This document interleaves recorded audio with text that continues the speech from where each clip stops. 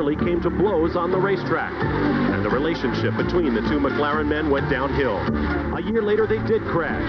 The title went to Prost, and hard words followed. I was blamed for everything, and I was penalized for everything. I was treated like a criminal.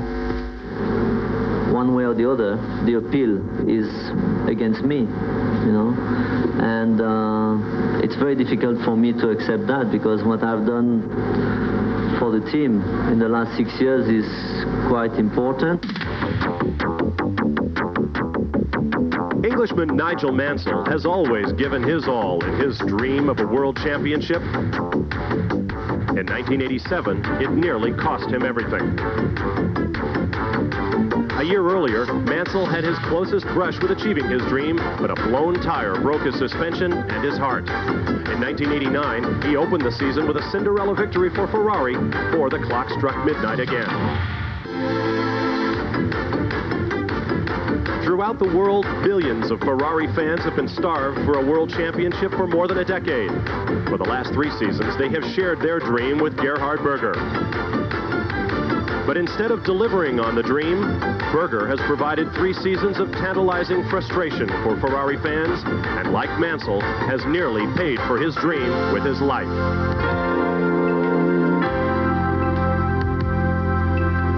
In the end, Berger's championship dream was derailed by a streak of 10 straight non-finishes. And with it went his enthusiasm for the brand of the prancing horse. Despite a late-season victory, Gerhard Berger was through at Ferrari. As the 1990 season begins, Alain Prost is partner to Nigel Mansell at Ferrari, while Gerhard Berger has taken his dream to McLaren, where he will fight with the sport's fastest man, Ayrton Senna. In the world of Formula One, everything is larger than life, including the rivalry between the sport's 2 top teams and the dreams of a driving championship. Each year, only one driver's dream can come true.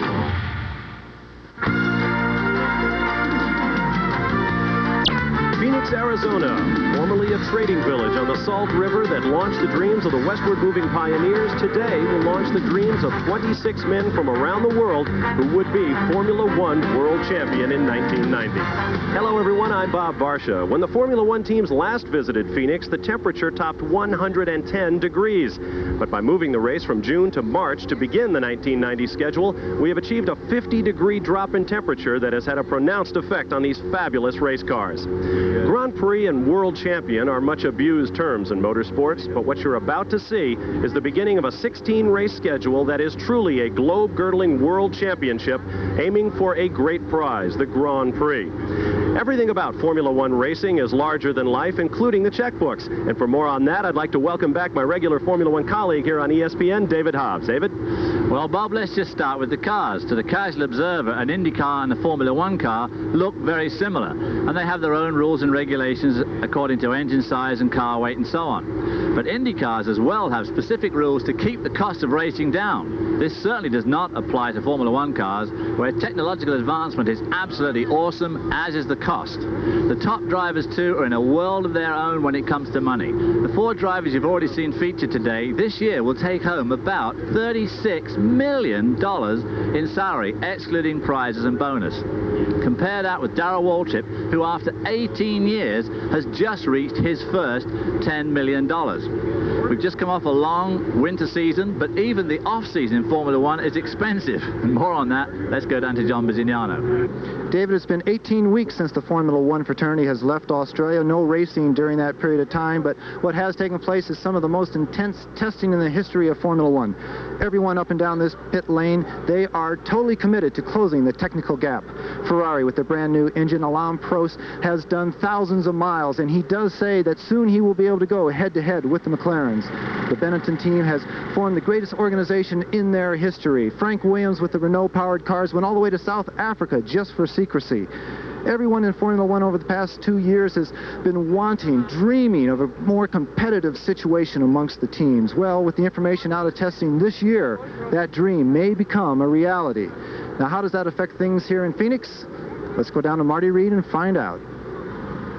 Thanks, John. Hello again, everybody. You know, the first race of the season is always filled with anticipation and excitement, but never more so in the last couple of years in Formula One than this year. Take a look behind me. This is row 2. Jean Alesi in a Tyrrell, alongside Andrea de Tegeris in a Dallara. Then up in the front row, starting second, Pierluigi Martini in the Minardi, right alongside our pole sitter, Gerhard Berger in the McLaren. What's going on? Well, in all honesty, the rain did put a damper on anybody's attempt to move the positions around in the qualifying yesterday. But a number of teams, for the first time in several years, feel that they have a good opportunity to move into the top 5 of the upper echelon. What about the Ferraris? Well, Alain Prost is going to start 7th, and Nigel Mansell is buried in 17th. Thank you, Marty. The Ferraris, just one of the stories yet to play out as we await the start of the first Grand Prix of the 1990s. Formula One enters its 5th decade right here on ESPN. We'll introduce the grid to you in just a moment. ESPN Speed World coverage of the Iceberg United States Grand Prix is brought to you by Acura. Experience an Acura, the most satisfying automobile in America, 3 years in a row. It's Arizona, where engines have been fired, and we're just moments away from the start of the 1990 Formula One season here on ESPN. Bob Barcia, David Hobbs with you, Marty Reed, and John Bizignano along pit road. As the final thoughts play through the minds of the drivers, 26 men about to launch on the United States Grand Prix. Weather conditions here in Phoenix, 50 degrees cooler than they were last June when these drivers last took to the streets. The wind will be blowing up their backs on the long Jefferson Street straightaway, and there is a larger chance of rain than there was this morning, so weather could very much be a factor in this race. As the drivers begin their warm-up lap, let's take a look at the way they'll line up for this first event of the 1990 Formula One season. On the pole in his debut with the McLaren team, the 5th pole in his career, Gerhard Berger of Austria, 1.5 seconds under the lap record. Outside the front row, young Italian Pierluigi Martini in the Minardi, giving Pirelli equal time with Goodyear on the front row. Inside row 2, Andrea de Tegeris, who climbed out of his car in tears after qualifying the Dallara. Next to him, Jean Alesi, his 9th Grand Prix. He's on row 2 in the Tyrrell. On row 3, Ayrton Senna, the qualifying master, the Brazilian and former world champion in a McLaren. Next to him, Nelson Piquet, the rejuvenated 3-time world champion from Brazil, now with the Benetton team. On row 4, the reigning world champion Alain Prost of France, making his debut with the Ferrari outfit. Next to him, young Frenchman Olivier Grilliard in a Pirelli-tired Osella. That's also his team debut. A year ago, Terry Boutsen of Belgium would have been on the pole in the Williams-Renault, but his time is good for only inside the 5th row this year. Next to him, young Italian Stefano Modena in the Brabham. That team arrived here at midnight Thursday night after changing hands on Thursday. On row 6, Satoru Nakajima of Japan in the Tyrrell. Next to him, Riccardo Patrese, the Williams-Renault team, having a little trouble coming to grip with the streets here in Phoenix. Inside row 7, Nicola Larini of Italy, making his debut with the Ligier team. Next to him, Italian Paolo Barilla, a sports car race, has joined the Minardi team in Formula One. Inside row 8 will be Eric Bernard of France. Next to him will be Roberto Morena in the Eurobrunn Judd. On row 9, Nigel Mansell, having trouble in his Ferrari. He's next to Aguri Suzuki in the LaRousse Lamborghini. On row 10, Martin Donnelly of Great Britain, making his debut with the Lotus Lamborghini team, next to Bernd Schneider of Germany, sitting in for Alex Caffey in the Arrows team. On row 11, regular Arrows driver Michele Alboreto, next to Italy's Sandro Nannini in the Benetton. On row 12 will be Gregor Wojtek of Switzerland in the Brabham, next to Derek Warry of Great Britain. Warwick now with the Lotus team. And on row 13, Maurizio Gugelmin of Brazil in the Leighton House Judd, next to his teammate Ivan Capelli, who just squeaked into this field in the final position. Those who missed the cut, Tarquini of Italy, Yannick Dalmas, Claudio Langes, hoping for his Formula One debut. He won't get it. Gary Brabham, the younger brother of Jeff Brabham, the reigning IMSA Camel GT champion. Bertrand Gachot, Stefan Johansson, neither Onyx car made the field. Gianni Morbidelli will not race, nor will Philippe Ayot. Although he made the field, he was penalized. His mechanics jumped over the wall when his car stopped on the racetrack. He was disqualified, and he is out of this Phoenix Grand Prix. Now let's take a look at our 2.36-mile race course, 12 turns long, and here's David. Well, Bob, of course, we think it's 12. They actually say 14, but I think it's because that long left hand at the end is what they call a double apex corner. So there's 9 left turns, 5 rights, It's about 170 miles an hour down those two long straights, 30 gear shifts a lap, very bumpy, extremely hard work for the driver. We have two in-car cameras, actually two teams carrying in-cars, the Williams team and the Arrows team. There's a look from Terry Bootson's Williams. We'll also give you a look from the Arrows team, but the cars are coming to the grid. As soon as they all come to a stop, there is the other Williams car, Ricardo Patrese. Once they stop, within seconds, the green light will flash and we'll be underway. Let's get a quick report from Marty Reed. We've got Martin Donnelly at the very end of pit lane. He's not going to make it in. The car, they pushed it all the way up from the 19th starting position. They could not get it to fire. Let's go back upstairs. 25 cars get the green flag. The revs come up, the clutches come out, and look at Gerhard Berger sweeps to the left-hand side of the road as the driver. He's got a right-hand turn coming up, so he wanted to get over on that side, and he absolutely snookered Pierluigi Martini. John Alesi now takes the inside of the turn, and he takes the position from Berger.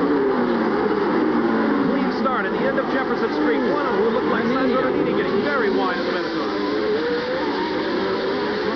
That must be Alan Prost, who's moved right up in the front, or Andre the Jesuit. We've had a collision down in that corner. You saw a piece of debris fly. I couldn't see who got wounded. Jean Alesi with a great start, better than Berger. Behind him is the Dallara, and behind him, Ayrton Senna. Martini, the youngster on the front row, got snookered at the start, but I'm surprised it didn't happen to Andre the Jesuit. He's right there in third place in the red Dallara, just ahead of Ayrton Senna. Then comes Martini. Behind him, Nelson Piquet in the green Benetton, and then one of the Williams cars. Well, John Alesi must have made an absolutely electrifying start there. He ran incredibly well this morning in warm-up. Let's take a look at what just happened down in the corner. This is from the car of Ricardo Patrese, and he loses the nose, ran up the back of the Dallara. Tremendous impact. One of the dangers of street racing, and you should understand that's what this is. It is a street. There is no runoff. These are workaday roads in Phoenix, Arizona, lined by 8,000-pound concrete barriers. Nose to tail, the field comes around to complete the first lap of a scheduled 72. And of course, there is absolutely no runoff area anywhere. Just one slight misstep, and a wheel is whipped off the corner of the car. All the bodywork is lost. There's some debris flying around in the air, but look at John Alesi in that V8 engine car, outstripping the V10 car of Gerhard Berger, followed closely by Andre the Jesuit, another V8, and Ayrton Senna, who probably would be my pick to win this race, hanging back there in fourth spot at the moment, but Alesi is gone. There are many factors at work. The Tyrrell team last year was lost. They could not get the car engineered. There's Ricardo Patrese. Let's take a moment and get down to John Bizignano. Ricardo Patrese is in the Williams pit. We have a total of 13 people on the team. The engine has gone quiet. The nose, they don't have to take the nose off. You did that on the circuit. A new nose is put on. It's a two-section. A lower section is being fitted now. We have the top section ready to go. A very short first lap here for the Italian Ricardo Patrese. And he is joined in the pits right now by Sandro Nannini, who is in and out of the Benetton. A quick tire change. Must have thought he had one going down, David. One of his tires has gone flat. Now there's Bernd Schneider in the pits. He has also had a problem. Schneider is sitting in for the injured Alex Caffey, who fell off a bicycle in training and broke his shoulder blade. We may see Caffey in Brazil in 2 weeks, but right now Bernd Schneider is in the car. There is your leader, Jean Alesi. This is only his 9th Grand Prix race, and he has not been intimidated by anybody. I said a moment ago, the Tyrrell team was lost last year. They couldn't even make a grid in some cases. Now they have switched to Pirelli tires. They are still running Ford V8. They expect to get Honda motors before the year is out. To the right of your screen, Bernd Schneider is coming back out. Let's get a word from Marty Reed. Well, guys, you're taking a look at the wheel, or what's left of it, from Sandro Nannini's car. You can see it. That's exactly why he had to come in and make that quick change. Traffic, always a consideration on street courses, and we got a problem down there. Somebody got... I think that was Bernd Schneider trying to keep out of the way of the field as he gets himself back up to speed. And, of course, the rest of the field already is at speed. Look at Andre the Jesuit hanging right in there. But I just can't believe the way that Jean Alesi, with considerably less horsepower, or so we're told, in these Honda V10 engines, is pulling away from them. Let's give the guy his due. We used to call him Dick Crasherus, but Andre de Cesaris, with this race, sets a new standard for Formula One starts without a victory. 136 races. Let's get down to John Bizignano quickly. You may see the Italian Patrese right back in the pits again because they let him out without the nose being properly fitted. The left side of the nose has a huge crack between the top top of the body work and the body. They're trying to decide now if they think there's enough to hold the nose down. If they did not do it right, first pit stop for the Williams was not the best. Tough break for the Williams team, who came here with such high hopes. They have new Renault engines in that car, and they thought they were going to do very well, but they've had all sorts of problems. There is Nelson Piquet in the multicolored Benetton car, and he has been electrifying. Everybody thought Piquet was washed up, yet he came here, led one of the practice sessions, made a real good run for the pole. He is a rejuvenated man with that Benetton team. Terry Boutsen just behind him. Terry Boutsen in the camera car, and that red car, number 1 there is Alan Prost, who is struggling at the moment to get round Stefano Modena in the Brabham, which ran very well here last year. But you remember there were times last year when they couldn't qualify either. The big unknown, of course, the Pirelli qualifying tyres for the last year have been recognized as being extremely good, but their race tyres have been a bit suspect. Well, from Lisi today and these other Pirelli show people, they're not the least bit suspect now. Terry Boutsen, you saw him rip away the tearaway shield on his visor, and when the sparks flew, you saw why he wears it. Those little titanium sparks will burn right into the helmets of these drivers as the cars bounce up and down on their suspensions along these very rough Phoenix streets. Let's listen to the sound of this Renault engine as Terry Boutsen takes us around.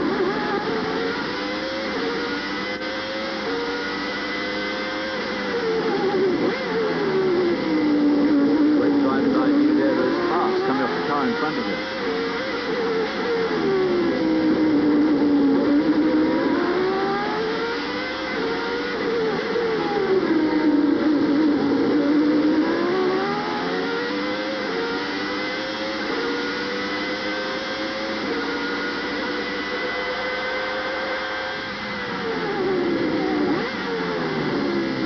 Thierry there going from 6th back to the gear he wants, which is probably 2nd in that case, missing out all the intermediates. Wheel spin there, you're at the edge of the screen.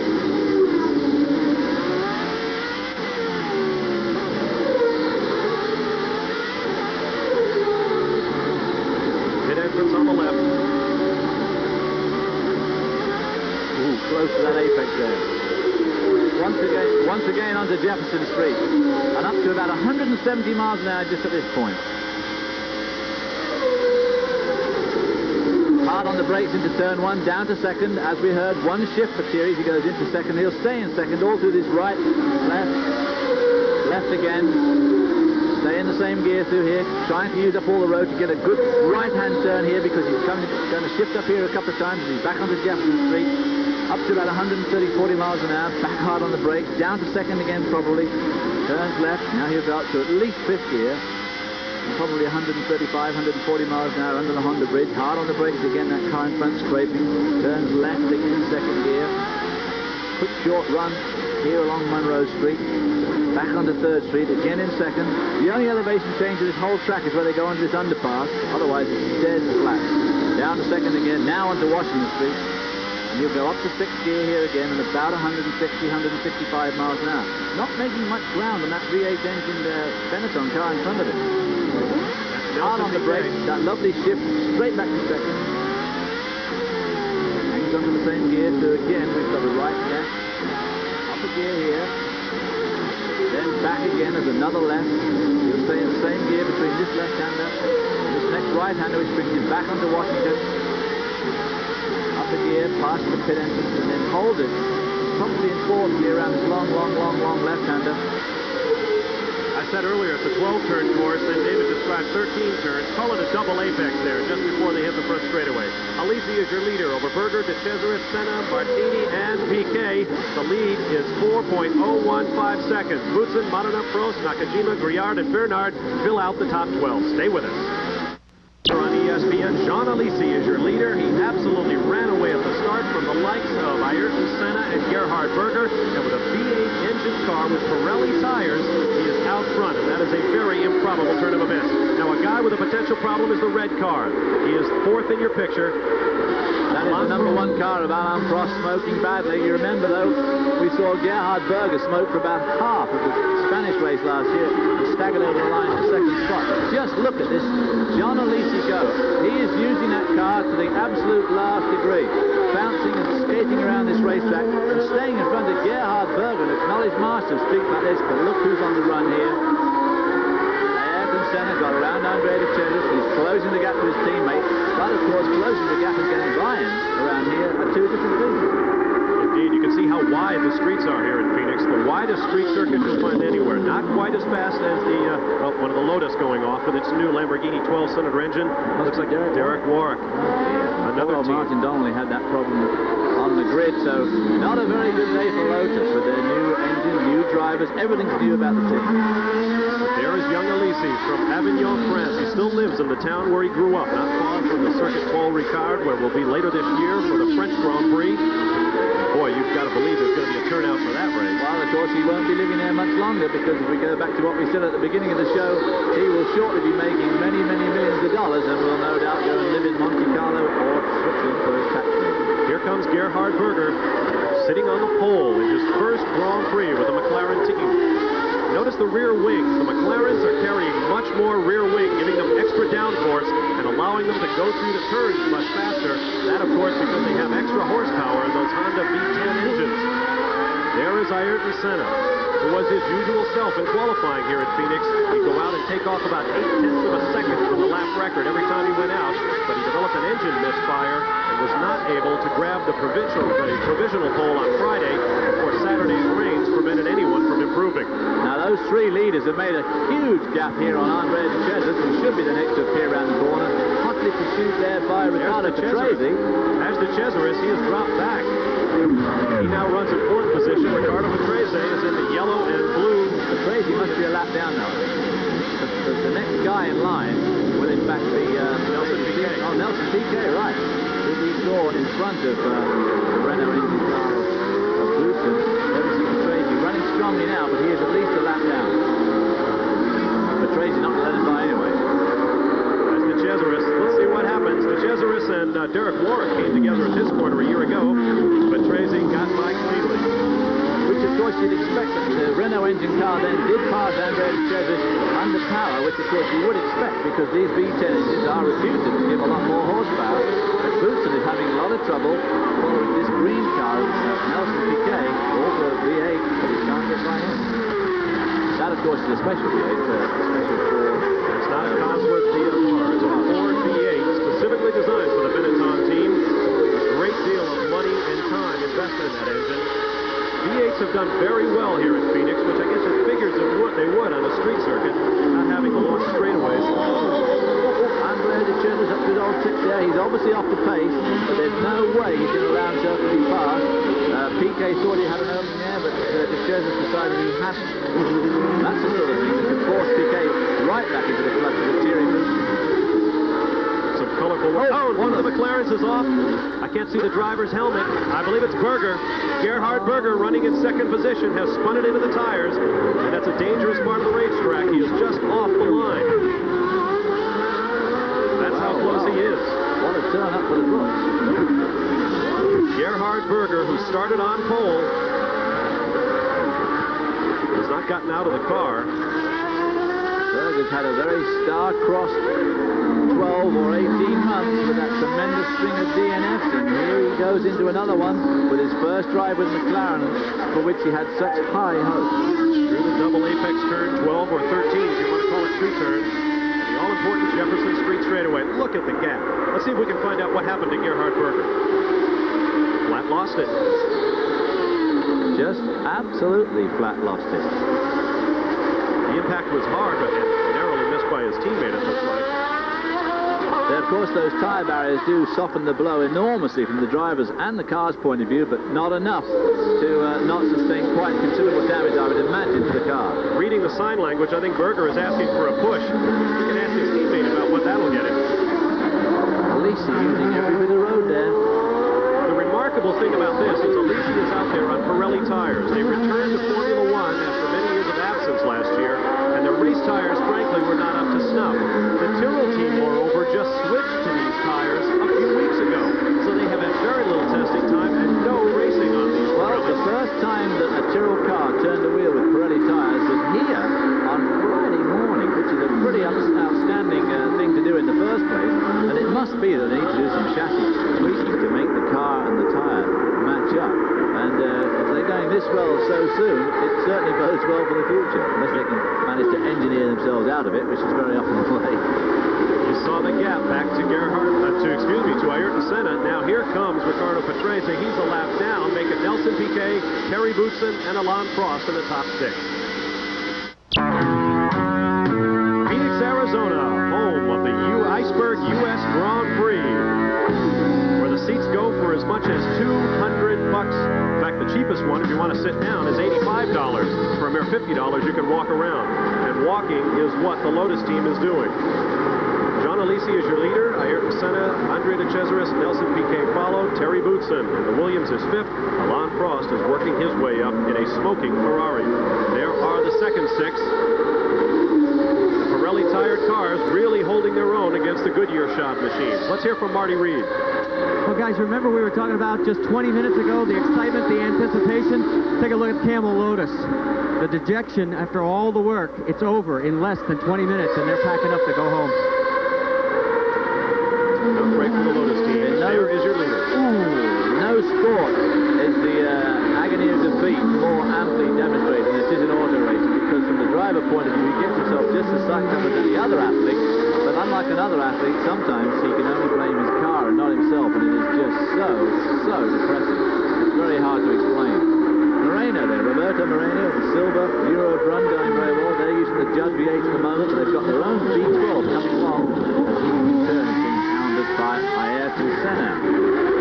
Now we're going to pick up the battle for 5th place. Terry Boutsen. Terry Boutsen definitely, I think, is being held up now by Nelson Piquet. It's just a case of getting around him is the problem. But I think if Terry could get around Piquet and especially the Chesnut, he'll probably hold them both up. Boutsen might be able to make some ground on the cars in front, but until he can get around this trio, or until he can lead this trio, he's got no chance. These are the 3rd, 4th, and 5th place cars. McLaren pit stop. Here's John. We have Gerhard Berger. He has found a way out of the tires. He must have had a push start. Now the engine stops. They changed all 4 tires very rapidly. Looking at the left-hand side of the car, look at the right-hand side of the car. Front body work coming off. The only damage I can see is a small bit of breakage onto the nose cone itself. Gerhard Berger waving his hands, wanting to get back out there, but they won't let this car back out till they know it's safe. We'll keep you updated. All right, thank you, John. Well, the only thing you can say about that, of course, is that this time they really can say that they were moving the car to a safer place. This can we push out or can't we push out in Formula 1 is a terribly grey area. The only time you can push it away is to push it out of harm's way. If it should happen to start while it's being pushed, apparently that's okay. Seems a bit strange to me, but that's the way it is, and he definitely was in a dangerous position where he was. 3rd, 4th, and 5th place cars now joined by the 6th place car. Look at the smoke coming from Alain Prost's Ferrari. Obviously not up to snuff, and yet he's catching up with those 3, which demonstrates again that Andre de Cesaris, I'm sure, is holding the other 2 up. But Nelson Piquet is really trying hard, because 2 or 3 times we've seen smoke pour off his tires as he locks up, which must be very encouraging for Boutsen right behind him, who probably won't be behind him much longer. Boutsen dives to the inside. You saw him jink back and forth. Oh, now this is Boutsen up and drop him back into the clutches of Prost. I've got to believe Prost is a marked man at this point. He won't make 72 laps in that car, I can't believe. Talk about him being a marked man. Although his teammate Nigel Mansell has struggled up to 11th spot so far. He's obviously just got around Olivier Grouillard, but I mean, obviously not a good day for Ferrari here. You saw the top 12. We'll give you another 6 as they round the pit entrance turn. Nigel Mansell running now in 11th over Olivier Grouillard. Aguri Suzuki is 13th. Gregor Wojtek 14th, followed by Michele Alboreto, Paolo Barella, Ivan Capelli, and Maurizio Gugelmin. March cars moving up smartly. And Prost all over Thierry Boutsen. Ferrari here, you know, with 7 gears and that semi-automatic shift, electronic gear shift, should have, this is the sort of track where you'd really expect it to have an advantage. Well, Nigel mentioned that they have been having trouble with it, though, all weekend. They're trying to program the transmission so that they can shift up and down and skip gears along the way, but it has not worked out to their satisfaction. They are not using it this weekend, and Mansell has had tremendous trouble with the standard semi-automatic transmission here on the streets of Phoenix. Back aboard now with Terry Boutsen as he tries to run down Nelson Piquet for 4th place. And right there is Prost. Against Prost at any stage of the game in any sort of race. Ricardo Patrese just went out the bottom of the picture there, going extremely strong strongly because he's pulling away from this quartet. But he's going to have to pull away an awful long way. In fact, he's going to have to pull away at least 2.3 miles because he's a lap down. John Alesi leads by 9.1 seconds over Ayrton Senna. Let's hear from John Bizignano. They're just about to fire the McLaren engine of Gerhard Berger. It's turning over now, and he's going to be going back. The amount of damage, a new nose cone, a new rear wing, no damage to the suspension whatsoever, and 4 new tires. He's way behind, but he's going to be going quick. Indeed, he is way behind, and he comes out just ahead of the battle for third place. Here comes De Cesaris, Piquet, Boutsen, and Prost. At a very delicate moment, will he get out of the way? Barely. We'll take a quick break. John Alesi leads by almost 10 seconds. Another 21 seconds back to third place. Stay with us. We're still in the early stages of the United States Grand Prix, but our next event is just 2 weeks away, the Grand Prix of Brazil. Moving up the coast from Rio to Sao Paulo, Brazil. We'll be bringing you all the action Sunday, March 25th at noon Eastern Time, 2 weeks from today. There is your leader, John Alesi, having already passed Sandro Nannini in the green Benetton in the background. Alesi now leads by 9.2 seconds. Another 22 seconds back. Andre De Cesaris in third, behind Ayrton Senna. Then Nelson Piquet, Terry Boutsen, and Alain Prost. Well, Prost has now gotten by Boutsen, put Prost up in the 5 hole, and Boutsen has dropped to 6th. And I don't think it'll be a very happy Boutsen because I think he had to leave himself a bit of a breather there to have another attack at Piquet. Prost got around him, and of course, as we've already seen, Prost's car is smoking heavily, and there's bound to be some oil droplets in that smoke somewhere.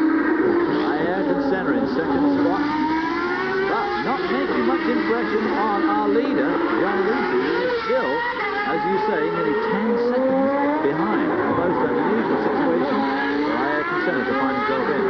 Either Ayrton Senna does not have a complete race car, or perhaps he is just taking Alesi lightly, thinking he'll be able to run him back in. There is Nelson Piquet taking a shot at Andre De Cesaris for 4th place. And it didn't work again. De Cesaris is bound and determined to hold him out. Excuse me, this is for 3rd. Nelson Piquet is a man of some temper. I'm not sure how much longer he will wait. Of course, Mr. De Cesaris is a man of some reputation, so Nelson may let discretion be the better part of valor here. Let's take another look at that attempt by Nelson Piquet to take over 3rd place and how De Cesaris reacted. De Cesaris using up all the road there to stop Piquet going down the outside. Piquet tries down the inside. So Piquet tries an outside pass and, of course, gets himself into a spot of bother there because De Cesaris has the line and Piquet has to go around the long way. Now they're trying it again in another corner, and this time Piquet makes it stick. Well, maybe we can have another look at that in a minute, but that was a good pass. Boy, I bet Piquet's the lead man, and now it'll be interesting to see just how fast he moved away from De Cesaris. So Piquet now becomes your 3rd place car, De Cesaris 4th, Alain Prost 5th, and Terry Boutsen 6th.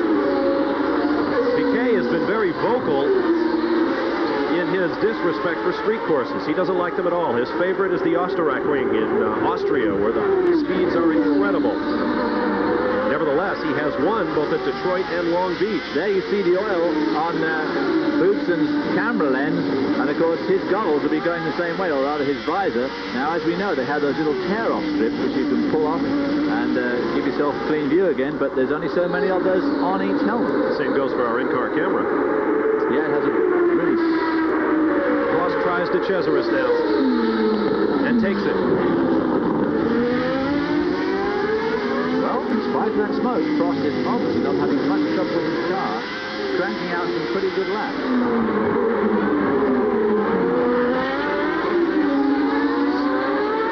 Smoking terribly is Alain Prost. Let's see if we can learn more from John Bizignano in the pits.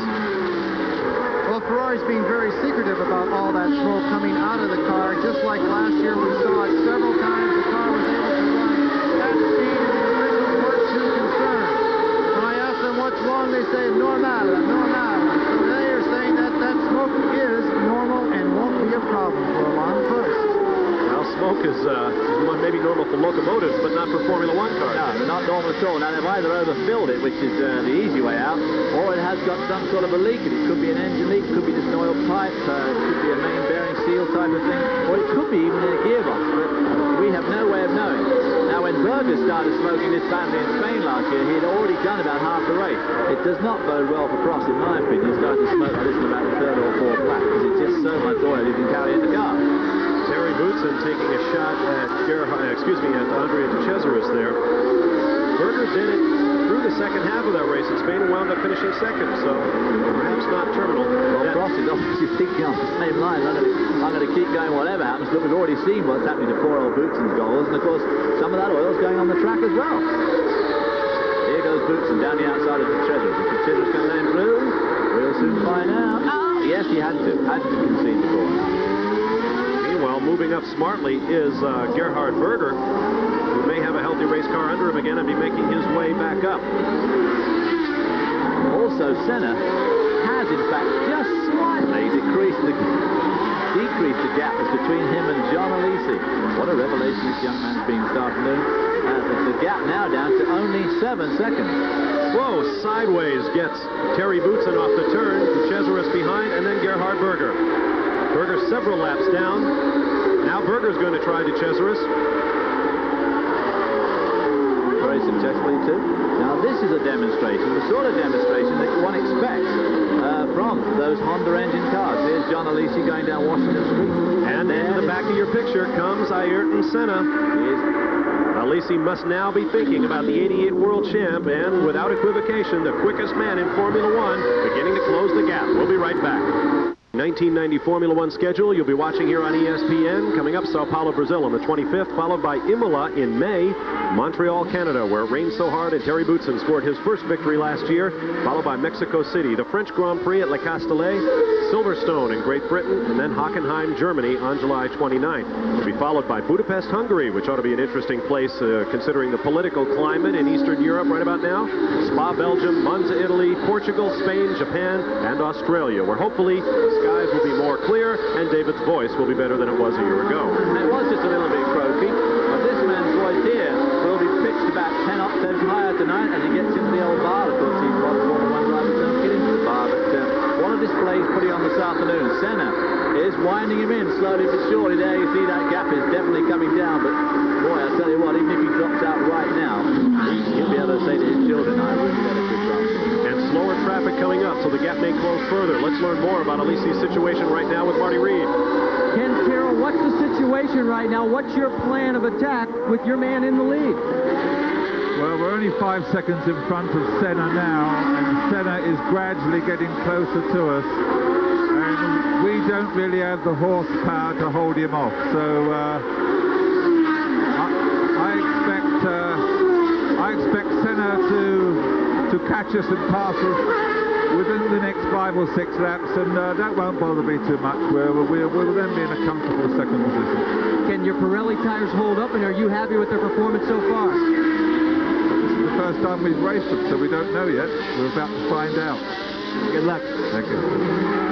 Well, I would say you've got to be pretty happy with what's happened so far, but the whole weekend has gone absolutely swimmingly, as they might say in Ken Tyrrell's part of England. And of course, when he talks about power, by the end of this year, possibly, they too will have the Honda V10, and they will certainly have it next year. And then what a combination that'll be. John Alesi in the newly revamped Tyrrell, designed by Harvey Postlethwaite, and with Honda horsepower. Tough combo. Remember, Tyrrell was one of the giants of Formula One racing not too many years ago. Jackie Stewart won a couple of world championships. The Tyrrell Fords were just about unbeatable. Down low on the racetrack, Andrea De Cesaris goes underneath Maurizio Gugelmin.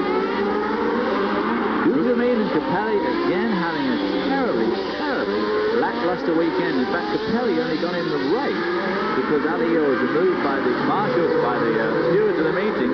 And again, those Leighton House cars just not showing the promise that they looked so good at the end of 88. Now we've got, looks like Martini going underneath Alain Prost. Pierluigi Martini, who faded so badly from the outside front row in this race, now beginning to show signs of competitive life again. Now the Brabham is going to go by. That's Stefano Modena and Satoru Nakajima right under Alain Prost. The Ferrari must be going away. Prost car going away. And of course, it was strange. We were going to say, I wonder what would happen to Martini, because he had such a great grid position and just faded instantly. Let's learn more about Prost. Here's John.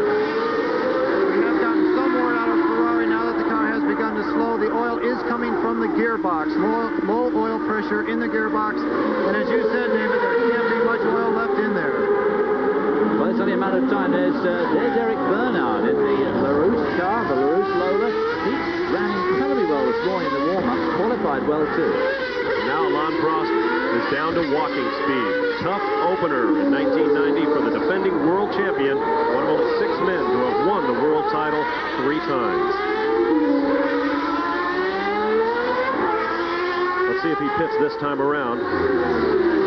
No, well, we'll get back to the racetrack. Looks like Pierluigi Martini now closing up on the lap. Gugelmin, number 8 behind him, young Stefano Modena. I mentioned when we discussed the grid that Modena just made this race. The Brabham team arrived at the 11th hour. Here is Prost making the Ferrari pits. Let's get down to Bizignano. Alain Prost comes into the pits and is engulfed in that smoke as soon as he stopped and went all through the cockpit. He shut off the engine immediately, waved his arms. He knew that there was not going to be any chance of fixing the problem. An awful lot of smoke coming out the back of the car and an awful lot of oil on the ground right underneath the gearbox. It was definitely a problem with leaking oil from the gearbox. And now it looks as though Mauricio Gugelmin will be lapped by yet another car. This time it's Satoru Nakajima, who has driven brilliantly for Tyrrell as well this weekend.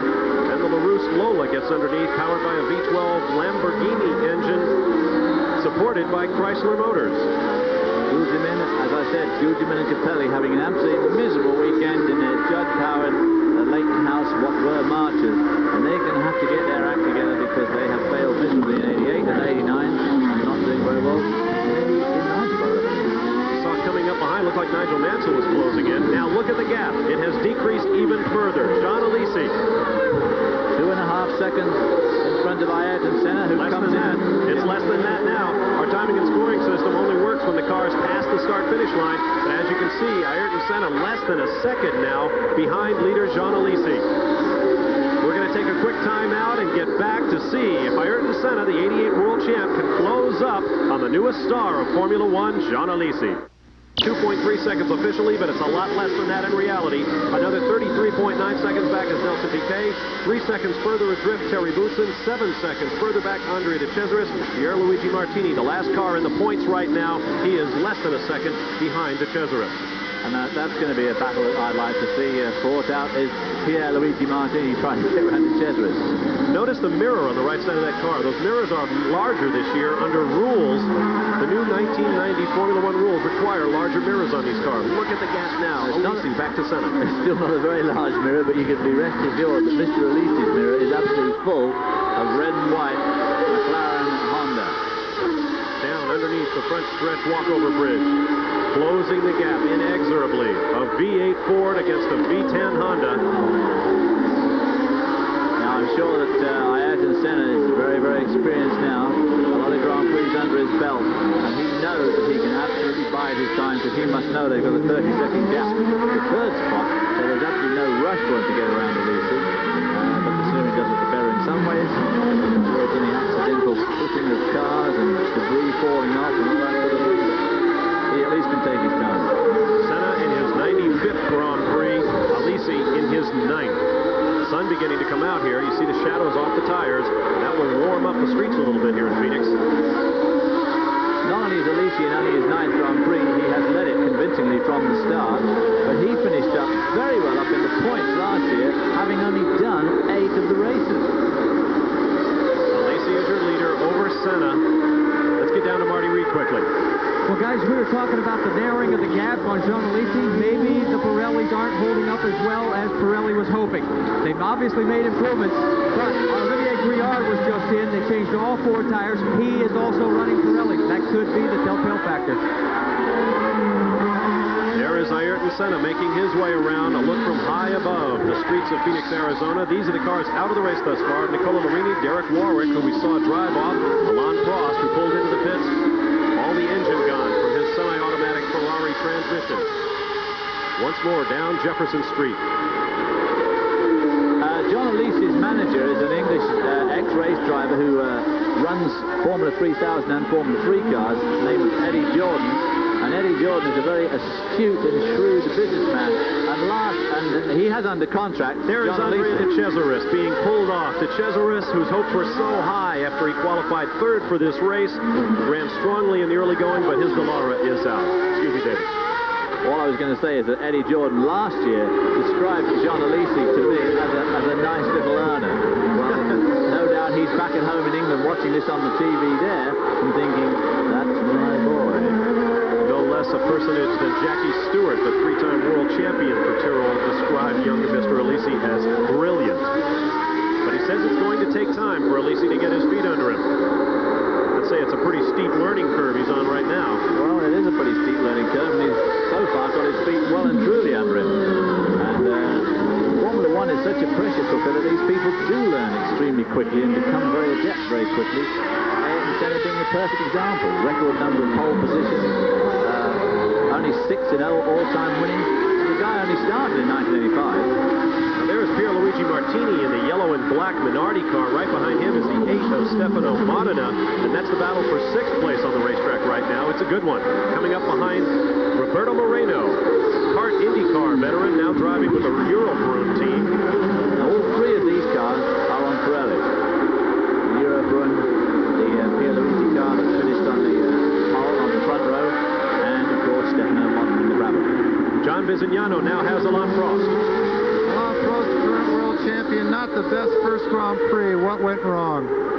Oh, it's not very good, but in a negative situation, you must think about the positive side. And if I had to have the problem, I prefer to have it here for the first race, and then it's always good for the motivation of the people. We know that the weak point of the car is reliability, and especially on the gearbox side. We must push very hard to fix the problem, because the car, I think, is quite good. For us, this track is the worst of the year in terms of handling. So I think you will see the right Ferrari from the next race, or maybe at Imola. But I'm a bit disappointed, because even with the problems today and this weekend, I think I could have finished second or third easy, so it would have been good anyway for the team. Looking forward to Brazil. Alain Prost, thank you very much. And someone made an interesting point that the Ferrari team had been shattering records all over Europe in testing, but they were running on only very fast circuits. They had not gotten down to the nitty-gritty of street racing. With all due respect to Prost's comments on the handling here in Phoenix, wait till he gets to Monaco. Well, it's true, and of course they did a test in Estoril in Spain, where he finished, or rather at Paul Ricard in France, and he did a race length test. He finished 4 minutes quicker than he won the race last year. Roberto Moreno being lapped by the cars. Oh, excuse me, this is our leader making it through. That's Jean Alesi now getting by Moreno. And the battle we looked at earlier, Martini and Modena, is just ahead. So Jean Alesi in that V8-powered, Pirelli-tired Tyrrell is doing just marvelously here at the U.S. Grand Prix in Phoenix. And we'll be right back. Your leader is Jean Alesi. His gap now less than 1.5 seconds, I would say less than 1 second, over this man, Ayrton Senna, with so much to prove this year. Last year, he said publicly that he thought the championship was manipulated in order that his teammate, Alain Prost, might win it. He paid dearly for those sentiments during the winter, but when asked now if he bears a grudge against the governing body of Formula One called the FISA, he refused to answer, and then he said, perhaps my silence will speak for itself. Alesi has got a very old head on a set of young shoulders. He is maintaining his calm in the face of extreme adversity here and driving very, very well indeed. Now coming up behind the Benetton here, that is Nelson Piquet, who already stopped for tires, but this is a battle for position now. Piquet being run down by Pierluigi Martini and Stefano Modena.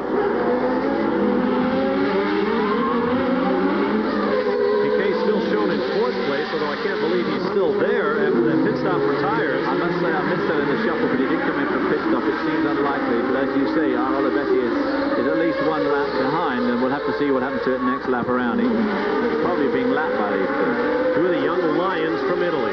9 Italian drivers in this race. Will Modena get around? Oh, he fakes left and right, but he wound up on the odd side up for a left-hand turn.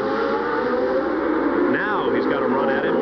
Yeah, he's done it. Well, yeah, he did it right there. He got himself absolutely inextricably alongside, and there was nothing Luigi Martini could do about it. The guy was already in the gap, and that was it. There is Satoru Nakajima, Alesi's Tyrrell teammate, running well as well. He is now in the 7th position. And all those cars, of course, are on Pirelli, with the exception of Nelson Piquet in the front now. Piquet pulling away a little bit. Let's see whether Stefano Modena can do anything with him.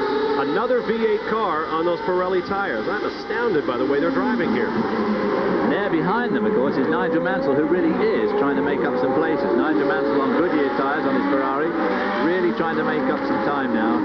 If he can get around this battling group, that could put him well and truly into the point, which, of course, he would dearly love. In 8th place is Nigel Mansell shown right now. Now here is the battle, first and second, Alesi and Senna. Senna slowly reeling in young Alesi, who is 25 years old. Let's watch this battle while we hear from John Bizignano. On the tire situation, talking to Lee Gogg of Goodyear, he says they checked the tires of the Lawn Pros very carefully, no wear whatsoever. The Goodyear boys should be able to go the distance without a stop. Also, our little bird told us that Pirelli may have sent Alesi out on a real set of gumballs, and that's why he was so quick in the opening stages. Watch for Alesi to start slowing. He's going to be slipping and sliding on some real worn tires very soon. I was going to say, Alesi pulled away under acceleration from that V10 Honda, but under braking, Ayrton Senna comes right up behind him. Well, we're told that all the Pirelli runners are on a medium compound, but they do have a softer one to go to. And that all the Goodyear guys are on their softest compound, the C compound. I wonder if maybe John Alesi is in fact the odd man out and is on the Pirelli softer tyre and took a gamble. Took a gamble, that is, of course, here in Phoenix, that the sun did not come out, which so far it has not. But he is clearly way faster than all the other Pirelli, and for that matter, all the other Goodyear runners except Senna, without question, the fastest man in the sport. We spoke with the '88 world champion before the race and asked him what it is that makes him so quick. You have to be 100% precise to perform at a high level. You can be half a meter from a wall in apex or exiting a corner, so you'll be safer, but your performance will be far away from being to its peak, to its maximum.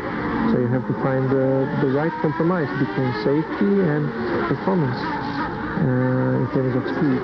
And the one that gets it better normally is the one that wins. And he would very much like to be the one that wins today. Now he closes in on Alesi. Will it be this turn? Remarkably circumspect for a guy that everybody has always knocked as the intimidator, the man who just drives through everybody if they can't get around. Ayrton Senna showing tremendous restraint here. Well, I think he's got a bit of a bum rap for that overtaking. What they really mean is when he's overtaking lap traffic. When he comes to racing with people, I don't think he has had a particularly intimidatory feel any more than anybody else. I mean, Nigel Mansell's no pushover, or is Alan Prost a pushover? And I think that in a situation like this, he knows he's got time on his side, and he knows he's got the power. He also knows he's got the tyre, and he's not sure whether Alesi has, so really he has got a bit of time. Now you're aboard with German Bernd Schneider in one of the Footwork Arrows car, familiar last year in our USF&G colors, but John Alesi is the leader. Ayrton Senna's closing in. Stay right there.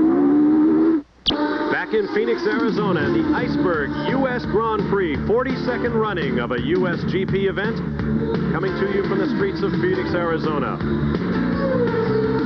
ESPN Speed World coverage of the Iceberg U.S. Grand Prix is brought to you by Suzuki Motorcycles and ATVs. Suzuki, the ride you've been waiting for. By Microage, computer systems for your business. And by Budweiser, the king of beers. Remember, know when to say when. On the streets here at Phoenix, we just had a tremendous turn of events. Ayrton Senna in the red and white Marlboro McLaren Honda took the lead at a corner and was immediately passed back by young John Alesi. Here it is again, David. Down at the end of Jefferson, he used the slipstream and outbraked him in a brilliant piece of driving here, but of course he cut himself tight, made himself a tight line. Alesi had a freer run, got on the inside as they came up to the left-hander, and again Ayrton Senna had to concede. Talk about intimidating the intimidators. Yeah, conceded that corner. Alesi is absolutely full of himself out there. Alesi sitting in the car saying, what is wrong with this man? Why does he not pass me? Now what happens? Gregor Wojtek being run down by Alesi, and Senna will make it 3 wide and takes the corner. Now this time he's going to keep to the inside. Oh, well, twice good. Alesi's going to try him back. Boy, too wide they go through the corner. You can't do that here. He is just not giving up at all. What a little driver. Boy, oh boy. It is now Senna. Alesi will know. Alesi wants that lead back anywhere he can get it. He knows knows that once Senna gets a real clear run, he's going to be in deep trouble. But meanwhile, Gregor Wojtek in the 7th Brabham behind is in the middle of this thing as well, even though he's been lapped. Well, let's see if Ayrton Senna can get a straight run and open up a gap. He's coming up on the second longest straightaway. This is Washington Street. They're turning onto a right-hander. Here we go. What incredible maturity displayed by both drivers there. I mean, this is the sort of circuit where it's so easy. You've only got to be an inch out, and you've lost 2 wheels off one side of the car, and they went round those corners, these absolute right-angle corners, side by side, duking it out, and didn't have contact with each other or the wall. And both men knew exactly what they were doing at all times, which you'd expect Ayrton Senna with his record. But for Elysian, he's on his 9th start in Grand Prix racing. That was an outstanding bit of driving. Last year, Alesi had to give up on a Grand Prix event in order to finish up his Formula 3000 championship over in Europe.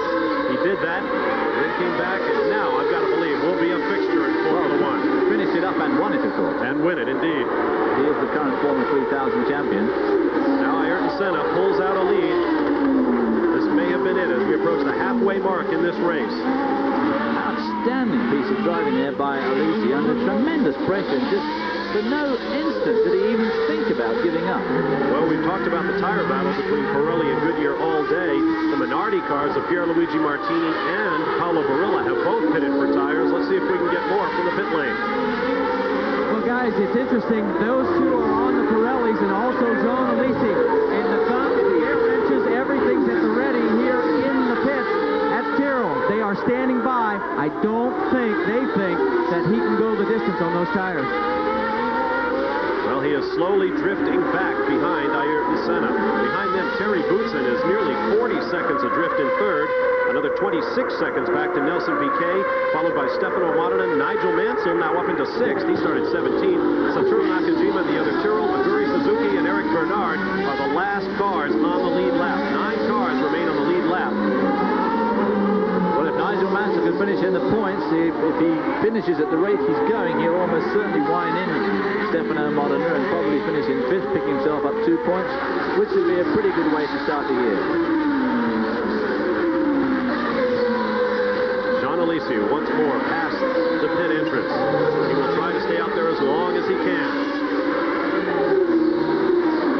Cars out of the race once again. Nicola Larini, Derek Warwick in the Lotus, Alain Prost as the Ferrari now out of the event. Andrea De Cesaris, Ivan Capelli, and Martin Donnelly also are out. Of 26 starters, 20 cars remain circulating. Remember, a year ago at 100-degree heat, only 6 of the 26 cars finished the race. Nelson Piquet there coming under pressure now from Stefano Modena. Piquet, of course, has got new tyres, or new-ish tyres, so his car should be performing at its peak at the moment. Nelson Piquet, the 3-time world champion, a rejuvenated driver. There goes Stefano Modena. Farther back, here comes Nigel Mansell, all the way up from 17th in the Ferrari. Remember, a year ago in Hungary on a very tight track, he finished 4th. He started 14th and managed to come through to win with a dramatic late race pass of Ayrton Senna. We'll take a quick time out from Phoenix, Arizona, and come back to pick up the action at the Iceberg U.S. Grand Prix. Rusty Wallace, he loves Darlington. Meanwhile, here is Ayrton Senna, your leader on the streets of Phoenix, and notice the back of his McLaren. They've changed what they call the diffuser, where the air escapes from under the car and generates that all-important downforce. This thing looks like a pipe organ in the back. Well, it looks like a pipe organ. It also looks like that car in the film Chitty Chitty Bang Bang that my kids used to like so much. It's the most bizarre-looking thing, and obviously it does increase the downforce on the car, which is something that the teams and the FISA are going to have to address this year. The drivers are already starting to complain about the excessive G-force in all the corners. And they're even talking about some places like Estoril where they've got those long fast corners and the possibility of drivers blacking out. So they're up to developing over 5 times G-force. So there's a bit of worry on the part of the drivers here. Here comes Ayrton Senna, the leader, taking over one of the LaRousse cars. I think that was Suzuki, probably. Aguri Suzuki, in only his 2nd Formula 1 start. There is Jean Alesi, who led so brilliantly very early in this race. Let's get a comment from the pit road. Here's John. Well, David Hobbs, what you were talking about with these G-forces in the briefing with the Marlboro drivers on Friday, the team managers all said, this is the first time I've ever heard of the drivers complaining about the cars being too fast. You're absolutely right. The biggest question to the drivers was, can they deal with the new downforce? They say it's becoming physically impossible to keep up with the downforce Grand Prix. They have to rest more often. And all the rage in Formula One right now are more lightweight helmets. Honda's helmet company, Rhodes, has built Ayrton Senna, our leader, a helmet that saves him about 0.2 of a pound. But Senna says even that much is easy to spot on the racetrack. Well, of course, if you're going to develop 5 times the force of gravity, you've got to multiply that 0.2 of a pound by 5, and of course it does come up as time goes on, as the race goes on. Now here's your leader, Ayrton Senna, stuck in traffic between, that's Paolo Barilla in the Minardi. He's going to stay on the outside line and let Ayrton Senna through underneath. Paolo Barilla, a former Le Mans winner, and looking forward to his first real season in Formula One. Here is our Phoenix mid-race recap. Your leader is Ayrton Senna for the last 3 laps. 1 lead change, but boy, it was a beauty. Actually, we had 2 lead changes, but Senna didn't get the whole lap before Jean Alesi got him back. There are 8 cars remaining on the lead lap. A 132.178 by Mr. Senna is a new lap record. 133.9 was Senna's previous one. Out of the race, Larini, Warwick, Alain Prost, Andrea De Cesaris, Ivan Capelli in the March, and Martin Donnelly. Lotus out of the race early, but they don't pack up and go home. They'll pack up and head for Sao Paulo, Brazil, where we'll be coming to you 2 weeks from now with the Grand Prix of Brazil. Well, you were talking about the fastest lap of the race there. Of course, it is an interesting thing that the qualifying today, or qualifying yesterday, saw the fastest lap, the pole position of a 128. And last year's pole of 30.6 would have had the guy in 11th position, which is all to do with that incredible technological advance and the money that goes into this form of racing. There is Gerhard Berger. He has just taken the fast lap from his teammate. He's down in the 131s now, so Berger obviously has got that McLaren back on track after his early problem. But he must be at least 4 laps down, I'd say. We lost count of how long it took to get him back to the pits, and then he had a fairly long pit stop. He must be way, way, way out of the running. At least 3 laps down at this running, but very strong on the racetrack, as you can see. Bernd Schneider up in front, being taken there by Terry Boutsen, and Berger will not wait. Here he comes. Bernd Schneider put on a great show yesterday in the rain. He had a huge spin and hit the wall, which we luckily had on tape, so he can take it home and show to Mummy. But there's a kid that had a very bad year with Zach Speed last year, hardly got into any racing at all, but really making his footwork arrows go very, very well. But it's only a temporary drive for him, waiting for their regular driver, Alex Caffey, to come back, who's not driving today because he fell off his bike, keeping fit. Some fitness campaign. There goes Eric. There's somebody. Looks like maybe one of the Brabhams. Brabham to me, yeah. Can't see it quite clearly. Yeah, it is a Brabham. Modena? I don't know. Modena and Wojtek both have a lot of white in their helmets. I can't see which it is. But he has comprehensively destroyed that one. And it is well and truly in the middle of the road. They're going to have that move. Now we have a problem. It is Wojtek, I believe. There's red in the helmet. Wojtek, who look at those spin marks, paid a reported $1.25 million for the right to drive this car, and he got his money worth out of it today. You can see from the tire tracks that he has danced to a very dangerous tune. Now what are they going to do? Because unlike NASCAR or IndyCar racing, we of course do not have a pace car, so they can't all go behind a yellow flag while they move the debris. Well, it'll be left up to the corner workers, and we're going to take a quick time out as an artist captures the excitement and the action of the Iceberg U.S. Grand Prix at Phoenix. Back at the Iceberg U.S. Grand Prix of Phoenix, Arizona, Ayrton Senna, our leader, over Jean Alesi, Terry Boutsen, Nelson Piquet, Stefano Modena, and Nigel Mansell, now up into the 6th position. That will score him one of those all-important Formula One World Championship points. Now there is Olivier Grilliard making his debut with the Osella. He pitted to change tires. He's moving very slowly. Here is Sandro Nannini in the pits. Let's get to Marty. Well, actually, it's Piquet that's coming to the pits for a second time. They're changing tires there, now cleaning out underneath, or I should say Nannini, I'm sorry. And so we're just waiting to see what's wrong. It looks like they're taking something on the front nose. I'm at the rear of the car, and it's difficult to see what they are going for. It looks like they're trying to make an adjustment in the suspension. So this has been very costly. Now they're moving the entire front nose and removing it totally. So this is going to cost them dearly. Misidentifying drivers, Marty. We do it all the time. When the cars are identical, all you have are the helmets to go by. Incidentally, those nice paintings of the helmets you saw in our rundown of the starting grid for this race were done by artist Bill Patterson. We thank him very much. Poor old Nannini wasn't having a very good afternoon anyway. He was down in 13th spot. So this isn't going to make a great deal of difference to his payday. The McLaren team further down the road looks like they're going to make a stop as well. So nobody is going to be able to get through this race, it would appear, without a tire stop. I think, too, the teams would be really on their guard now, because after that accident at Wojtek's, as you saw, there was a lot of debris around the track. And again, unlike NASCAR or kart, they won't go out and clear that stuff up. So these guys are obviously going to be ready. They're going to run through all that debris. You can see it there on the track. They run through it, and obviously they have to be very, very ready to make a pit stop with a flat tire. Now this could be interesting, because if Senna chooses to pit and Alesi not, Senna's lead right now approaches 8 seconds. That's about as fast a pit stop as you'll see in Formula One. So there is the chance that if Alesi does not stop and Senna does, that Alesi could overtake. Well, he would for sure, because the pit stops, although they make unbelievably quick stops, only 8 seconds or so, there's the slowing down and going out again. So have to start and he would stop. certainly pass it. But it will not be on this lap, as Ayrton Senna from Sao Paulo, Brazil. The Brazilian Grand Prix will take place in his hometown on the Interlagos course, which apparently, I am told, Ayrton Senna has never driven before in his racing career. That will be quite a fiesta. He certainly will if he goes down there as the winner of this race. There's a long way to go yet. Sweeps around that. The only real sweeper on this track.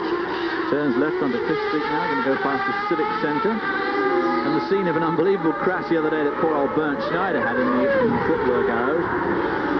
Hit the wall there quite badly. Senna, your leader by 9 seconds now.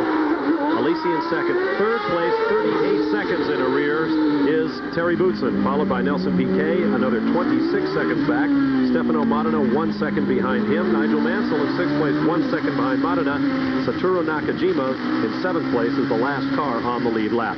Haley Alboreto taking that long 180-degree corner before the pit straight. With his Brian Hart tuned Cosworth V8 engine, getting up to about 168 miles an hour before braking at the end of Jefferson Street. You can see how bumpy it is there. They put the brakes on. Recall that this team, either late this year or certainly next year, will be using a new V12 power plant produced by Porsche.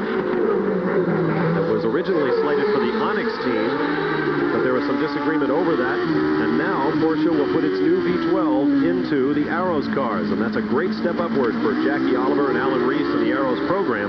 They've gone 11 seasons in Formula One without a victory. Porsche, of course, created the TAG turbocharged engines that took McLaren's to back-to-back championships for Niki Lauda and Alain Prost. Roberto Marino there in the Euro run, the silver car, followed by Nelson Piquet in the Benetton, and right behind Nelson Piquet is Stefano Modena in that number 8 blue and white Brabham, and right behind him is number 2 Nigel Mansell, who pulled that deficit. He was about 9 seconds behind Modena, just a few laps back, and he has gradually wound him in, trying to take the 5th spot from him. And then, of course, would come to look at that debris on the track. Has to be so careful there. Run too wide. And does a nice pass there.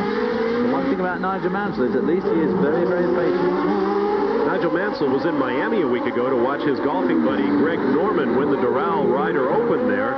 Said he had a great time. Nobody recognized him. He could walk the galleries, play golf.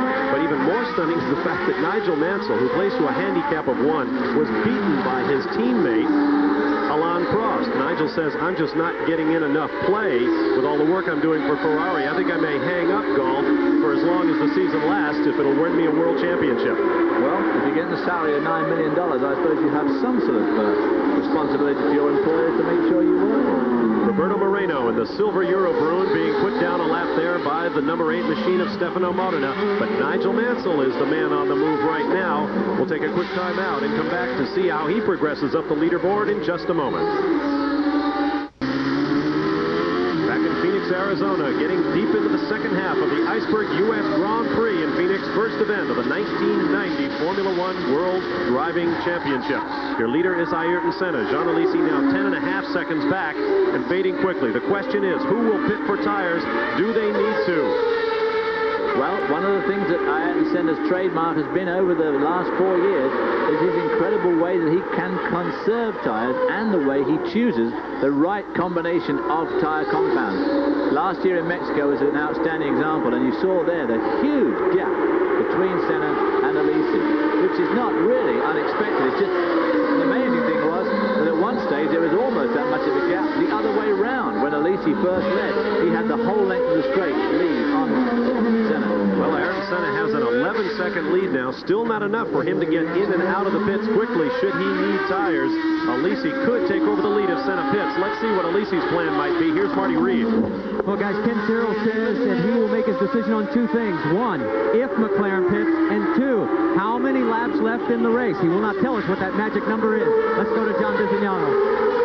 Well, Marty, you might actually tell Ken Tyrrell that the McLaren boys have put the tire blankets back on their tires. This is the first indication of a pit stop, is when these warming blankets come off. They were off a little while ago. Everyone went running to McLaren, but they just laughed at us when we all got up here. They put the blankets back on. They're not planning to bring the car in right now. Ayrton Senna's going to stay out there. I'm sure they're really just waiting to see what happens to that debris on the track.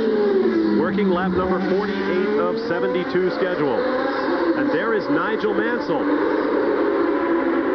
who has moved up with the help of some of the cars who have been knocked from the race. Larini, Warwick, and Frost all out. Andrea De Cesaris, who ran so well so early. Yvonne Capelli. The Marches haven't done anything this weekend. Martin Donnelly, the same can be said for the Lotus team. Olivier Griard is out. Gregor Foytek had the big crash that left the debris on the racetrack that David spoke of. There's Nigel Mansell, who started 17th. Said he didn't have high hopes for this race after his balky transmission prevented him from getting more than a few laps on the racetrack at any one time. But once again, as he did a year ago in Hungary, he is really moving through the field. There is Nelson Piquet, the man directly in front of him in 4th position. Let's take a look at the gap. Well, the gap officially is about 2 seconds. Now, the thing is that these two guys don't exactly hit it off. They're not bosom buddies.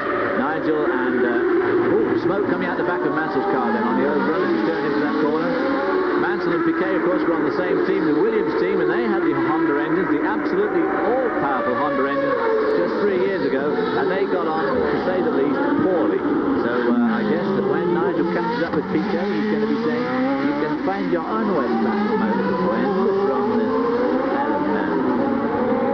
Nigel Mansell, the 8th car, the Brabham with Stefano Modena.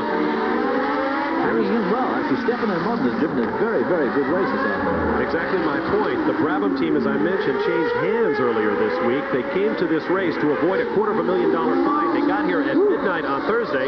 Nelson Piquet getting around Guzman there. There is a look at Nigel Mansell, who says one of the things he likes best about coming to America is no hassle. Formula One guys aren't that well known over here. Smoke coming out the back of Nigel's car again. Quite bad. Just saw the last lap. A bit more of a pump. Now that could be a pretty bad sign for our Nige, because already one of these Ferraris has bitten the dust after extensive smoke laying. Nigel's doesn't look that bad yet, but where there's a little, there's often a lot. And we'll have to watch very carefully to see how Nigel's car continues. 22 laps remaining in the 72-lap Iceberg US Grand Prix. More smoke from the Ferrari. Now, in case you're wondering what Iceberg represents, there's a sign that tells you. It's a sportswear company, and they have plastered Phoenix, Arizona with all sorts of advertising. Everybody wondered why Iceberg got involved. You couldn't find the clothes in this country a year ago, but they have arrived in Arizona, I can tell you. Well, one way they could really get the word out would be to outfit you and I, so we can strut around the world wearing it. Good thought. Yeah, it is.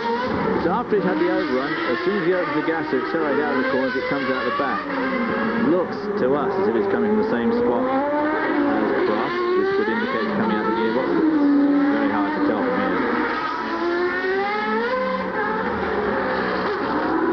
Senna, of course, is now back to his usual 15-second lead.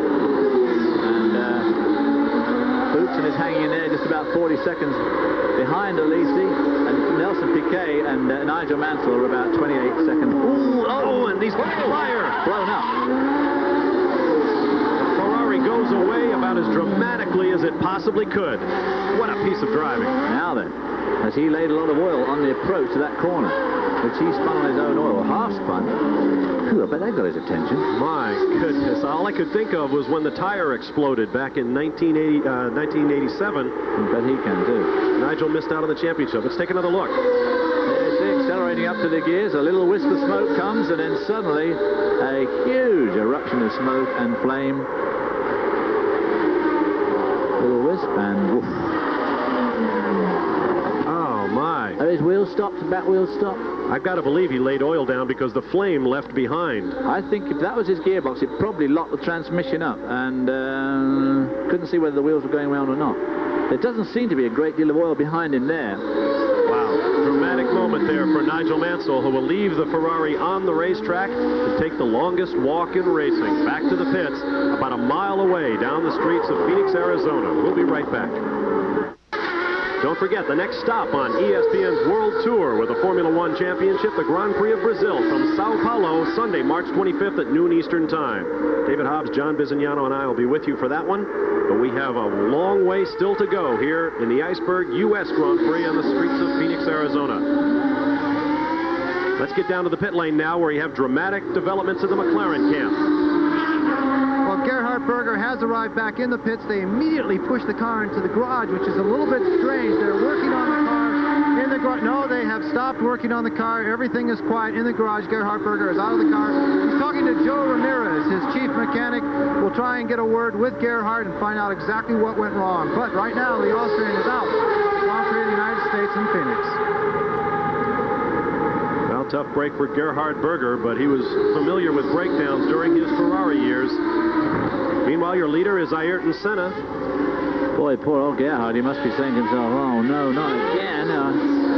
Moved away from Ferrari to get away from all that sort of stuff. Now, just a moment ago, while we were away, one of the LaRousse cars got passed by the teammate. Aguri Suzuki went by, and Eric Bernard, trying to let him get by, managed to get out on the marbles and looped it. That is, in fact, exactly the same place that Gerhard Berger went into those tyres very early on in this race. Absolute miracle that car of his actually came off those tyres. When you saw the belt on the replay, when it hit those tyres, the miracle didn't break somewhere. Right now, Ayrton Senna is firmly in control of this race. He's pulling away by almost a second a lap. His gap now 13.7 seconds over Jean Alesi. It's another 37 seconds back to Terry Boutsen, 27 seconds more to Nelson Piquet, then Stefano Modena, 6.7 seconds further in arrears. Modena has now taken over 5th place after Nigel Mansell went out in such an extraordinary fashion. Well, not a good debut for Ferrari, but then their arch rival McLaren down to 1 out of 2, so let's keep our fingers crossed for. Look at the soiling on the front of that car. Yeah. Debris and oil all over the McLaren. You can see where that lower wing plane on the back there has had a real sandblasting too. Look at it. Now, because these cars are virtually identical, Ayrton Senna's machine is just like Berger's, and if Berger had a problem, it's a pretty safe bet that the same thing may haunt Mr. Senna. So this one is far from over. But at this point, Mr. Senna seems firmly in control, 17 seconds ahead of Jean Alesi. There is the second place car, and no matter what happens to this guy, Jean Alesi at age 25 has driven immaculately in only his 9th Formula One race. He led this race soundly. He took no stick at all from Ayrton Senna, and now he runs in second position. Here is the third place car, carrying one of our in-car cameras today. Terry Boutsen of Belgium doing well. Terry Boutsen, of course, in the brand new Williams with the new Renault engine, which is lighter and more powerful than last year's. Again, a V10. But they're not going really just as well as they hoped, I'm sure. They've done a lot of testing over the winter. McLaren did very little and certainly kept it very quiet. But boy, it certainly seemed to pay off what little bit they did. But the Williams people must be just a little bit worried that, although Thierry's in third, here's the further up. Fourth place car, excuse me, David. Nelson Piquet in the Benetton. At this point, it looks like he will score in his debut with the Benetton team. Bit loose there, coming down that last long corner. He's certainly trying. There's the 5th place car now. Stefano Modena way in the back there. That is the last car on the lead lap. And in fact, coming into your picture at the top, I think, is Nelson, is Ayrton Senna. So it is Senna, Alesi, Boutsen, Piquet, Modena, Satoru Nakajima, 1 lap down. Aguri Suzuki, Riccardo Patrese, who pitted, Pierluigi Martini, who also made a pit stop, and Eric Bernard, who you saw spin just a moment ago. 2 laps down, Michele Alboreto, Sandro Nannini, Bernd Schneider, Paolo Barilla. Nigel Mansell, the last car to drop out of the race. And there is Barilla. Barilla moved by to let Mr. Modena come through. Well, twice broken. Here is Pierluigi Martini, who still has a shot at a couple of places in front of him. He is running in 9th position, but Riccardo Patrese and Aguri Suzuki are just ahead of him. So he could move up. But remember, points scored only in the top 6 positions. 9 points for a victory, 6 points for second, 4 for third, 3 for fourth, 2 for fifth, and 1 point for 6th position. So Pierluigi Martini has a long way to go. He is a lap down to the last man on the lead lap, Stefano Modena. Senna is your leader. Phoenix, Arizona, the heart of the Valley of the Sun. A town of about 800,000 people, not including Scottsdale, Mesa, Tempe, some of the surrounding areas. Today hosting the first round of 16 in the 1990 Formula One World Championship. Bob Varsha, David Hobbs, Marty Reed, and John Bizignano with you. Ayrton Senna, your leader, by 19 seconds now over astonishing young Frenchman Jean Alesi. Another 35 seconds back is Terry Boutsen in the Williams. 32 seconds behind him, Nelson Piquet, who is coming under fire for 4th place from Stefano Modena, the young Italian, just a second behind in the Brabham. And in 6th position, the final points-paying position in the race, Satoru Nakajima of Japan. He is a lap down. Let's get down to John Bizignano. Bob, just to update you on the 2 DNFs from McLaren and Ferrari. It was a clutch that took Gerhard Berger out of the race. There was no adjustment to be made to it. It was totally blown. When he came by here, he was coasting. On the run, we talked to Nigel Mansell. I said, what went wrong? He says, I don't know. The back end broke loose. He had no idea about the flame or the fire or any of that sort of problem. We went to Steve Nichols, the American engineer at Ferrari. He said it was a huge engine eruption, and the flame you saw, of course, was from the oil. So we have one clutch taking out the McLaren and one big blow-up on the Ferrari motor. I'm sure Nigel is going to look at that videotape with some interest then. Here is your leader, the number 27, once worn by Gilles Villeneuve, now worn by a driver who must be at least as exciting, Ayrton Senna. Now up ahead, this is the battle. That's Nelson Piquet going out the bottom of your picture. He is trying to hold off Stefano Modena in that blue and white Brabham for 4th place. And they'll both soon be swamped by our leader, Ayrton Senna, who's coming up behind them. Piquet's had a good day today. He's had a lot of flack over the winter in the last couple of years, in fact, but he's lost the edge, lost the desire to win, etc., etc., but he's really doing extremely well this afternoon. And I think that with the new Ford-backed Benetton team, with new engine, and possibly another engine coming, I think Ayrton Senna will again regain that sort of confidence that gave him 3 world championships. And here comes Ayrton Senna, and if there was one thing that Senna used to be knocked for, aside from knocking other people off the racetrack, it was his petulance. He would simply not give up. When he had a big lead, he would keep the hammer down. He would drive so hard. 3 years ago now that it's 1990, he said he lost the World Championship in '87 when he crashed by pressing too hard at Monaco. Correct. And of course, last year there's a couple of incidents. The first lap crash at Rio, his spin at Silverstone, all of which, any of which, if he hadn't had, he would have won the championship last year again. So, no doubt he's driving the far more circumspect way, but he's got the ability, when he needs it, to crank out the most unbelievable set of laps. Great seats, huh? About 50 stories above the streets of Phoenix, Arizona. A good crowd on hand. Crowd figures have been the subject of some speculation over recent weeks. Last year they had about 20,000 show up for this race. They need a great deal more to make any money at the Phoenix Grand Prix. And it looks like they have a bit of a bigger crowd today. Let's get down to Marty Reed in the pit lane. Well, this guy on my left, usually we see him in NASCAR, IMSA, now examining the cockpit of the Benetton Ford. Jack Roush, are you making some plans here we might not know about? I was just down there with Bob Fjorcher looking at all the high-tech electronics on this car. We use some of the same electronics on our GTO and our Trans Am cars.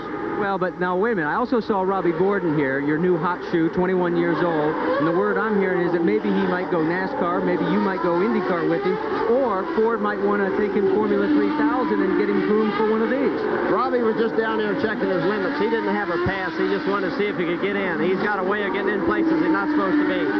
Sounds like a cover-up to me, fellas. He can always say he was there sneaking under the fence at the U.S. Grand Prix at Phoenix. He's not the only driver here. We'll tell you about a few of the others when we return to the Iceberg U.S. Grand Prix.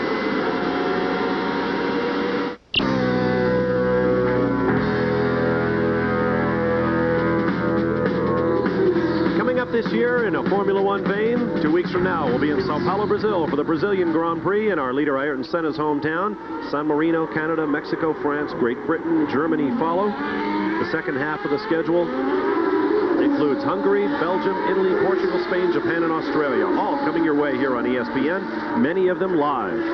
Check your local listings. We'll see you in 2 weeks at noon Eastern Time, as I recall. There is your leader, Ayrton Senna, looking forward to a race in his hometown. He has just passed Bernd Schneider in the arrows behind. Got oil down the road there from Nigel Mansell's blowing up gearbox, engine, whichever it was that went. Senna leads by 20 seconds over John Alesi, 38 seconds back Terry Boutsen, 25 seconds further behind Nelson Piquet. 1 second behind Piquet is Stefano Modena. There is Jean Alesi from Avignon, France. Well, now, you said earlier on that Ayrton Senna had a bit of a reputation for going too fast for too long and crashing out of races. As you just said, the gap between first and second has come down by about 3 seconds. So Alesi is still going. And, of course, the other adage in racing is it's not over till it's over. And Derek Cope, in the Daytona 500 just a few weeks back, proved that when he should have felt really down and out, had no chance of winning the race. Dale Earnhardt had a problem on the last lap. Derek Cope had really kept forcing the pace the whole time and took the win. There's the third place car of Terry Boutsen, who won in the rain at Australia in that incredible drama we had at the end of the year, and of course in Canada in another downpour. And with the last two cities we've been to, Adelaide, Australia, Adelaide is the driest city in the driest state and the driest continent, and it rained about 4 inches on race day last year, and it rained cats and dogs here yesterday. Similar situation. They get about that much all year. There is Nelson Piquet, who seems to have opened up a bit of a gap now over Stefano Modena, but he's been blocked by Roberto Moreno. There's Modena on the left and Moreno in that silver Eurobrew car on the right. I think that's probably how Piquet managed to get the gap, going around poor old Mauricio Gugelmin, who's at least 5 laps down and not having a very great afternoon here in Phoenix. We have 14 cars still circulating. Mauricio Gugelmin being passed there by Stefano Modena is the last car still rolling in the race. He is 5 laps down. Fast lap, however, still belongs to Gerhard Berger, who retired with a broken clutch, but he used it to cut a 1-minute 31-second lap before he did. Here is the 6th place car now. This is Satoru Nakajima, who will score a point for his native Japan in this race. Well, of course, this is an interesting point, too, that if Senna should win this race, he'll get 9 points for himself and 9 for the constructors. But Tyrrell Racing will jump into second for the constructors, a good, healthy second, because they will get points for second and 6th. And won't that be great for Ken Joel at this stage of the season? Coming up behind, bouncing down the straight, little old head rocking around in there. Pierluigi Martini, who started on the outside of the front row, fell back early on, but has driven creditably. He made a tire stop. He still runs 7th position, just outside the points. He is 13 seconds behind Nakajima officially. I think it's less than that. I think that is the real view that we see now. There is Riccardo Patrese going on the bottom of your picture. And he is going by Aguri Suzuki. No, make that Eric Bernard. Suzuki has joined the ranks of the fallen. Eric Bernard runs in 9th place on the racetrack, a lap down. Eric Bernard, another Formula 3000 runner from Europe, and of course this is his first race in this now called Espo La Rousse Lola with a Lamborghini engine. Not having a bad day at all, really. There is Ayrton Senna, the leader, and he has a new sponsor in this race. A Japanese comic book company has come aboard with McLaren. They're going to do a Formula One comic book in Japan starring, who else? McLaren. Back at the Iceberg U.S. Grand Prix, Ayrton Senna seems well on his way to his 4th win in the U.S. GP event. Jean Alesi has driven brilliantly for second. He trails leader Senna by 19 seconds now, as the leader will have 1 lap remaining this time around. Bernd Schneider there is right behind our leader, and I guess he's covered with confusion. He doesn't know whether to unlap himself or not, because Senna is driving very, very conservatively. And Schneider has been there now for a number of laps, and I'm sure doesn't quite know what to do. Grand Prix. Phoenix is the 9th site of the U.S. GP. No other country has had as many different Grand Prix events in as many different places, no doubt because the U.S. seems so fond of street racing. This will be Ayrton Senna's 21st career Grand Prix victory, and that will break a tie for 5th place on the all-time list with none other than Nelson Piquet, whose 20 victories have brought him 3 world championships to Senna's 1. Last lap, Ayrton Senna has one more circuit of this 2.36-mile series. Street series, I should say. Street circuit. David, take over. Yeah, I think get it right. I'll get around to it. Well, he let Bernd Schneider through there. Old Bernd hung back. And then I guess Senna just kept well over the way, and Schneider went through. Didn't help him much. He's 3 laps down. We're going 2 laps down now. Well, I guess Schneider something to talk about. He goes on and said, well, the late going, I passed Senna. Senna, Alesi, Boutsen, Piquet, and Modena, the top 5 drivers, are the only cars on the lead lap. Satoru Nakajima 1 lap down. Pierluigi Martini, Eric Bernard, Ricardo Patrese, Kelly Alboreto, Alessandro Nannini, Bernd Schneider, Roberto Moreno, and Maurizio Gugelmin are all still circulating. 14 cars will be a new record for the 2-year-old U.S. Grand Prix in Phoenix for total number of finishers. Checking his mirrors right and left does Ayrton Senna as he comes down the Washington Street straightaway. Meanwhile, the red sweaters in the McLaren pits are ready to welcome their man home.